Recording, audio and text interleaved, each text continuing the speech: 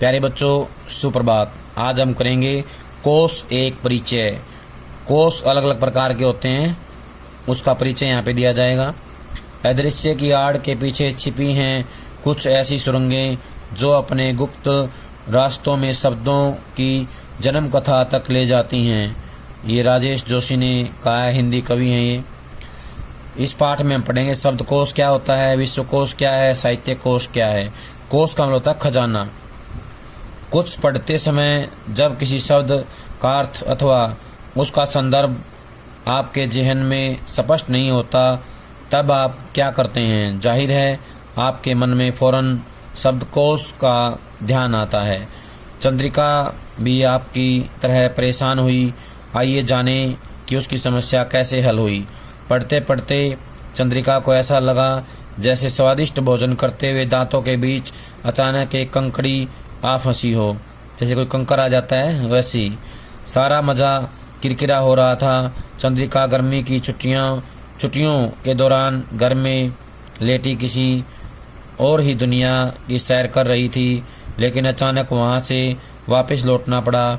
समस्या के समाधान के लिए वह लता दीदी के कमरे में भागी, लेकिन वह भी कहीं बाहर गई हुई थी। चंद्रिका के लिए अब कोई चारा नहीं था।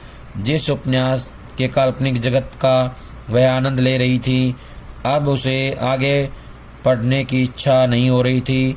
उपन्यास पढ़ते पढ़ते खाने में कंकड़ी की तरह एक शब्द अचानक बीच में आकर उसके आनंद में खलल डाल रहा था। शब्द का अर्थ चंद्रिका को पता नहीं था। बगैर अर्थ जाने वह आगे बढ़ना नहीं चाहती थी, मानो कोई ब्रेक लग गया हो। वो शब्द था विदग्ध। यह शब्द उसका मुंह चिढ़ा रहा था और यह पराजय भाव चंद्रिका को स्वीकार्य नहीं था। स्वीकार्य होता है स्वीकार। लेटे लेटे वह इसी शब्द के बारे में सोचने लगी। सोचते सोचते उसे ऐसा लगा जैसे सामने खिड़की से कोई छाया सी अंदर आई और उसके सामने खड़ी हो गई।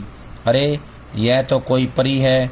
चंद्रिका उसे देखकर चौंकी, थोड़ी घबराई, मगर तुरंत ही उसने स्वयं को संभाल लिया। साहस बटोरकर उसने परी से पूछा, तुम कौन हो और यहाँ किस लिए आई हो? मैं चंद्रिका हूँ, शब्दलोक से आई हूँ। मगर चंद्रिका तो मेरा नाम है। हाँ, मैंने ही तुम्हें अपना नाम उधार दिया है। घबराना मत, मैं इस बात की कोई फीस या किराया नहीं लेती। शब्द परी चंद्रिका हंसते हुए परिहास के स्वर में बोली। परिहास होता है मजाक। और हाँ, मैं तुम्हारी समस्या भी सुलझा सकती हूँ। विदग्ध भी मेरे लोक में ही रहता है, बहुत अच्छा लड़का है। मैं उससे तुम्हारी दोस्ती करा दूंगी। इसके बाद वह तुम्हें कभी परेशान नहीं करेगा। चंद्रिका ने सदपरी से कहा, मगर तुम्हारे लोक के जो दूसरे निवासी हैं वे तो मुझे परेशान करते रहेंगे। शब्द परी बोली, मैं तुम्हें अपने लोक के सारे रहस्य समझा दूंगी, फिर तुम्हें कोई कठिनाई नहीं होगी। मेरे लोक के समस्त निवासी तुम्हारे मित्र बन जाएंगे। चलो, मैं तुम्हें अपने लोक में ले चलती हूँ। मगर मैं चलूँगी कैसे? मेरे पास तो तुम्हारी तरह पंख है नहीं। चंद्रिका ने थोड़ा आश्चर्य प्रकट करते हुए कहा, चिंता मत करो, मैं तुम्हारे लिए फूलों का रथ लेकर आई हूँ। चलो चलते हैं। चंद्रिका अपनी हमनाम शब्द परी के साथ फूलों के रथ पर कुछ समय तक उड़ती रही। अब फूलों का रथ एक विशाल नगर के ऊपर था। चंद्रिका ने रथ से नीचे देखा। नगर की विशेषता यह थी कि इसमें एक अत्यंत प्रशस्त राजमार्ग था और सारे भवन इस राजमार्ग पर एक ही तरफ पंक्तिबद्ध रूप में निर्मित थे। राजमार्ग के दूसरी तरफ कुछ भी नहीं था।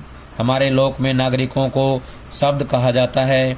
यह एक आदर्श लोकतंत्र है और यहाँ सभी शब्द समान हैं। कोई छोटा बड़ा नहीं, कहीं ऊंच नीच नहीं। यहाँ इतनी सुंदर व्यवस्था है कि किसी राजा या शासक की ज़रूरत भी नहीं होती। कौन सा शब्द इस राजमार्ग के किनारे कहाँ रहेगा, इस बात पर क्या कोई विवाद नहीं होता? चंद्रिका ने पूछा। शब्द परी बोली, हमने इसके लिए नियम निर्धारित कर रखे हैं। हर शब्द अनुशासन का पक्का है। बिना किसी बल प्रयोग के वह अपनी जगह खुद ले लेता है। जब किसी नए शब्द को यहाँ की नागरिकता मिलती है तो वह भी यहाँ के नियमों के आधार पर ही इस राजमार्ग के किनारे अपनी जगह ले लेता है। यहाँ के भवन भी ऐसे हैं कि वे थोड़ा थोड़ा आगे खिसक कर नए शब्द को उसका सही स्थान अपने आप दे देते हैं। चंद्रिका की अगली जिज्ञासा थी। जिज्ञासा होता है इच्छा। नए शब्दों को आपके लोक की नागरिकता क्या आसानी से मिल जाती है? शब्द परी ने गर्व भाव से कहा, नागरिकता के लिए तो हजारों शब्द कोशिश करते हैं मगर वह इतनी आसानी से नहीं मिलती। जब तक किसी शब्द और उसके अर्थ या अर्थों को तुम्हारे समाज की मान्यता नहीं मिल जाती तब तक हम अपने लोक में उसे प्रवेश की भी अनुमति नहीं देते। नागरिकता तो दूर की बात है, हमारे लोक की नागरिकता एक बहुत बड़ा सम्मान है जिसके लिए शब्दों को लंबे समय तक कोशिश करनी होती है। रथ नीचे उतरा और शब्दलोक के प्रवेश द्वार से होता हुआ राजमार्ग पर धीरे धीरे चलने लगा। चंद्रिका ने पूछा, शब्द परी तुम्हारे लोक की आबादी क्या होगी? अभी तो हमारे लोक की आबादी लगभग 5 लाख है। जैसा कि मैंने तुम्हें बताया, हमारे लोक में नए शब्द भी जुड़ते रहते हैं। शब्द परी ने आगे कहा, जिस प्रकार तुम्हारी पृथ्वी पर नए नगरों को योजनाबद्ध ढंग से खंडों और उपखंडों में बांटा जाता है और फिर हर मकान को एक संख्या प्रदान करते हैं, उसी प्रकार हमारे लोक को भी पहले खंडों में बांटा गया और फिर उस खंड में हर शब्द के भवन को हमारे नियम के अनुसार क्रमवार व्यवस्थित किया गया है। चंद्रिका का अगला सवाल था, यहाँ खंडों का नामकरण कैसे करते हैं? यहाँ खंडों के नाम वर्णमाला के अक्षरों पर रखे गए हैं, जैसे कैखंड, चैखंड, पैखंड आदि। इन खंडों का क्रम भी वर्णमाला के अक्षरों के क्रम के ही अनुसार है। हाँ, 2 महत्वपूर्ण अंतर हैं। वे क्या हैं? पहला अंतर तो यह है कि हिंदी वर्णमाला ए से शुरू होती है मगर इस लोक का पहला खंड अंग खंड है। पहला खंड क्या है? अंग खंड है। इसके बाद ए खंड, आ खंड, ई खंड इत्यादि वर्णमाला के क्रम से ही आते हैं। दूसरा अंतर क्या है? हिंदी वर्णमाला में संयुक्ताक्षर क्षय, त्रय, जय, श्रय वर्णमाला के अंत में आते हैं, लेकिन हमारे शब्दलोक में ये उन वर्णों के अंत्याक्षर के साथ आते हैं। उन वर्णों के अंत्याक्षर के साथ आते हैं। बात पूरी तरह से समझ में नहीं आई। चंद्रिका ने बोलेपन से कहा, सब समझ जाओगी, बस इस राजमार्ग पर मेरे साथ आगे चलो। फूलों का रथ अब राजमार्ग पर चलने लगा। एक और प्रकृति का अक्षत सौंदर्य था और दूसरी ओर शब्दों के भवन थे। पहला खंड अंग खंड था, फिर ए खंड, आ खंड, ई खंड आदि एक एक कर आने लगे। सवर वर्णों से नामित आखिरी खंड औखंड था, फिर व्यंजन वर्ण से नामित पहला खंड कैखंड आ गया। शब्द परी बोली, अब व्यंजन वर्णों से नामित खंड शुरू हो रहे हैं। इन खंडों की एक खास बात यह है कि ये उपखंडों में विभाजित हैं।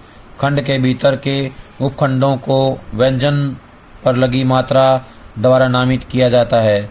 चंद्रिका फिर बोल पड़ी, बात पूरी समझ में नहीं आई। शब्द परी ने समझाया, हमें व्यंजनों में आवश्यकता अनुसार मात्राएं भी लगानी होती हैं। इस बात को ध्यान में रखकर या रखते हुए हमें व्यंजन नामित खंडों को मात्राओं के आधार पर उपखंडों में बांटना होता है। अब कै खंड की ही बात लो, हम इसके सामने से गुजर रहे हैं। देखो, पहला उपखंड कै है। इस उपखंड में कै से शुरू होने वाले शब्दों के भवन हैं। पहले क कंग, फिर क उपखंड, का उपखंड इत्यादि एक एक कर आते जाएंगे। रथ आगे बढ़ रहा था। कै खंड के विभिन्न उपखंड एक एक कर गुजरने लगे। कंग, कै, का, की, कु, कु के, कई और को उपखंडों से गुजरते हुए रथ कऊ उपखंड तक पहुंच चुका था। तभी चंद्रिका के मन में एक सवाल उठा। मेरी हमनाम जी विभिन्न मात्राओं से नामित उपखंड तो नजर आए, मगर वे सारे शब्द इस लोक में कहाँ निवास करते हैं, जहाँ दो व्यंजन मिलकर संयुक्ताक्षर बनते हैं। अभी हम कै खंड का नज़ारा देख रहे हैं, मगर क्यारी, करंदन, क्रीड़ा इत्यादि शब्द तो नजर ही नहीं आए। शब्द परी बोली, यह तुमने अच्छा सवाल उठाया। हमारे लोक में इसके भी निश्चित नियम हैं। अब कै खंड की ही बात लो। कंग उपखंड से चलते चलते हम कऊ उपखंड तक पहुँच चुके हैं। इसके बाद संयुक्ताक्षर और उपखंड शुरू होगा। शब्द परी ने सच ही कहा था। कऊ उपखंड के तुरंत बाद क उपखंड शुरू हो गया। क्या, क्यारी, क्यों जैसे शब्द आने लगे। शब्द परी बोल पड़ी, मैंने तुम्हें कुछ देर पहले बताया कि क्ष, त्र, स्त्र जैसे वर्णों से शुरू होने वाले शब्द इन वर्णों के प्रथमाक्षर के साथ आते हैं। चंद्रिका ने याद करते हुए कहा, हाँ, और आपकी बात मेरी समझ में नहीं आई थी। शब्द परी समझाने की मुद्रा में बोली, देखो अब कश का ही उदाहरण ले लो। क और स के योग से बना हुआ है, संयुक्ताक्षर है। इस संयुक्ताक्षर का पहला अक्षर यानी प्रथमाक्षर क है, अतः यह इसी उपखंड में आगे जाकर है। रथ की यात्रा जारी थी। चंद्रिका ने ध्यान दिया कि क प्रथमाक्षर से शुरू होने वाले शब्द एक एक कर सामने से गुजर रहे थे। ध्यान देने योग्य बातें हैं, इनको सुने एक बार। शब्दकोश शब्दों का खजाना है। इसमें एक भाषी समुदाय में प्रयुक्त होने वाले शब्दों को संचित किया जाता है। शब्दकोश में शब्दों की व्युत्पत्ति, स्रोत, लिंग, शब्द रूप एवं विभिन्न संदर्भपरक अर्थों के बारे में जानकारी दी जाती है। हिंदी शब्दकोश में हिंदी वर्णमाला का अनुसरण किया जाता है, परंतु अंग से प्रारंभ होने वाले शब्द सबसे पहले दिए जाते हैं। यद्यपि हिंदी वर्णमाला में कुछ संयुक्त व्यंजन सबसे अंत में आते हैं, परंतु शब्दकोश में उन्हें उस क्रम में रखा जाता है जिन व्यंजनों से मिलकर वे बने हैं। जैसे क प्लस स क्ष बन गया, जय और ये जे, तय और रे त्र, श और रे स्र। स्वर रहित व्यंजन से प्रारंभ होने वाले शब्द उस व्यंजन में इस्तेमाल होने वाले सभी स्वरों के बाद में रखे जाते हैं। जैसे क्या शब्द कौस्तुभ के बाद ही आएगा। प्यारे बच्चों, ये हमारा था पाठ कोश एक परिचय। सभी इसको ध्यान से पढ़ेंगे, समझेंगे और इससे जुड़े हुए प्रश्नों को कॉपी में लिख करके याद करेंगे। जब तक अगली वीडियो नहीं आती है तब तक ये सारा काम पूरा कर लें। सभी का बहुत बहुत धन्यवाद।